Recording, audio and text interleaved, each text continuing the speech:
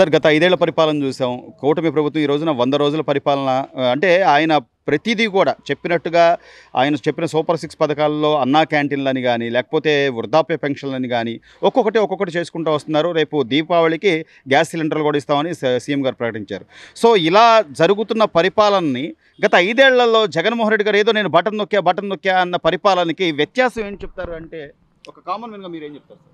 అంటే అది జగన్ ప్రభుత్వంలో పథకాల వరకు ఇచ్చాడంటే రాష్ట్రం అభివృద్ధి లేదు. అభివృద్ధి అనేది లేదు. అభివృద్ధి అనేది కుంటుపడిపోయింది.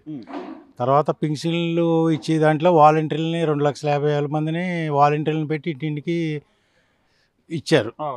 ఇప్పుడు ఈ చంద్రబాబు నాయుడు గారు వాలంటీర్లు 2,50,000 మంది వాలంటీర్లు లేకుండా ఇంటింటికి సచివాలయం ఉద్యోగుల చేత ఆ రోజు ఒక రోజులోనే కంప్లీట్ చేస్తున్నారు.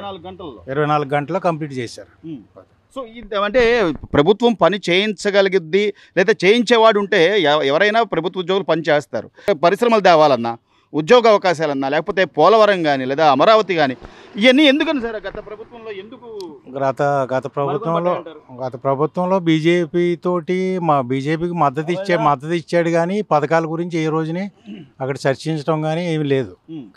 కేంద్రాన్ని ఎంసీ అభివృద్ధి విషయంలో అక్కడ చర్చించి నిధులు తీసుకురావటం కానీ పోలవరానికి కానీ అమరావతికి కానీ మళ్ళీ 4 రాజధానులు అంటాం ఇవన్నీ అసలు ఏమీ ఫలితం లేదండి. ఎంతసేపు ఈ కేసుల గురించి వీటి గురించి వెళ్ళటం రావటం అంతవరకే కానీ అభివృద్ధి అనేది లేదు. అక్కడ డిమాండ్ చేసి మనకి నిధులు ఏమి తీసుకొచ్చింది ఏమీ లేదు. ప్రస్తుతం ఎలా ఉందంటారు సార్? అంటే ఈ రోజున చంద్రబాబు నాయుడు గారు రావడంతోనే మెగా డిఎస్సీ మీద సంతకం పెట్టడం కానీ లేదా పరిశ్రమలను ఆహ్వానించడానికి ఆయన సమ్మిట్లో పాల్గొనడం కానీ ఉద్యోగ అవకాశాలకు సంబంధించి ఇక్కడ నుంచి మన పిల్లలకి మన కళ్ళ ముందే ఉద్యోగాలు చేసుకుంటారు అనే ధైర్యం అయితే భరోసా కానీ ధైర్యంగానే ఉంటుందంటారు. ఈయన వచ్చిన తర్వాత 15,000 కోట్లు కేంద్రం నుంచి పోలవరానికి కానీ అమరావతి డెవలప్మెంట్ కానీ తీసుకొచ్చారండి.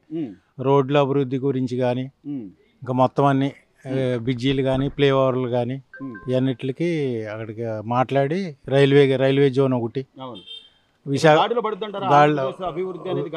విశాఖపట్నం స్టీలు ప్రైవేటీకరణ చేయకుండా ఇవన్నీ చేశారండి ఈ 100 రోజుల్లో. సో, తేడా గమనించారా? బాగుందంటారా ప్రభుత్వం? ఇప్పుడు ప్రభుత్వం ఎలా ఉందంటే ఒక మాటలో 1 వర్డ్ 100 రోజుల్లోనే చాలా బాగుందండి.